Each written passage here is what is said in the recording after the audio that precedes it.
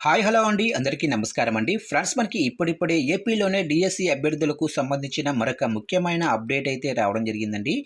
అయితే ఇందుకు సంబంధించిన పూర్తి వివరాలు అయితే మన వీడియోలో తెలుసుకుందామండి.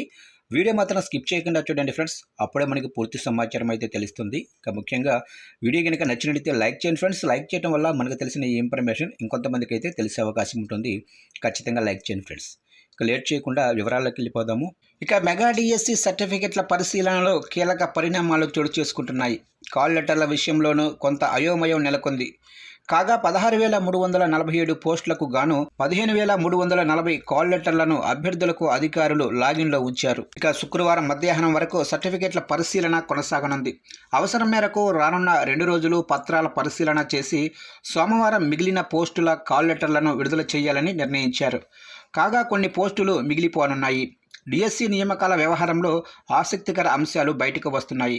కొన్ని జిల్లాల్లో అభ్యర్థులు లేక పోస్టులు మిగిలిపోయే పరిస్థితి కూడా ఏర్పడినట్లు అధికారులు గుర్తించారు. కర్నూలు జిల్లాలో ఎస్సీ కేటగిరీ 1లో రెల్లి సామాజిక వర్గం అభ్యర్థులు లేరు. దీంతో ఈ పోస్టులు మరో డిఎస్సికి మార్చాల్సిన పరిస్థితి ఏర్పడింది. ఇలా మరికొన్ని జిల్లాల్లోనూ పోస్టులు మిగలనున్నట్లు అధికారులు చెబుతున్నారు. కొందరు అభ్యర్థుల తప్పిదాల కారణంగా సర్టిఫికెట్ల పరిశీలనలోనే తిరస్కరణకు గురయ్యాయి. కొందరు అభ్యర్థులు మాజీ సైనికోద్యోగులుగా పేర్కొన్నారు. కాగా రిజర్వేషన్ అభ్యర్థుల ఎంపికలోనూ మార్పులు చోటు చేసుకున్నాయి. రాష్ట్ర వ్యాప్తంగా సర్టిఫికెట్ల పరిశీలనకు హాజరైన వారిలో 600 మంది తిరస్కరణకు గురయ్యే అవకాశం ఉందని సమాచారం. ఇక ఈరోజు కూడా సర్టిఫికెట్ల పరిశీలన తర్వాత దీనిపైన విద్యాశాఖ కీలక ప్రకటన చేయనుంది. ఇదే సమయంలో సర్టిఫికెట్ల పరిశీలన తర్వాత రిజర్వేషన్ల వారీగా అభ్యర్థుల ఎంపిక జాబితాను పాఠశాల విద్యాశాఖ విడుదల చేయనున్నట్లు అధికారులు వెల్లడించారు.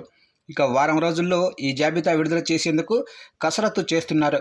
కటాఫ్ మార్కులతో పాటు ఎంపికైన అభ్యర్థుల జాబితాలను పారదర్శకంగా విడుదల చేయనున్నట్లు వివరించారు. సర్టిఫికెట్ల పరిశీలనలో జాప్యం పైన అభ్యర్థులు కొందరు ఆందోళన వ్యక్తం చేస్తున్నారు. దీంతో అధికారులు ఈ వివరణ ఇచ్చారు. వారంలోగా పూర్తి ప్రక్రియ పూర్తి చేసే లక్ష్యంగా అధికారులు నిర్ణయాలు తీసుకుంటున్నారు.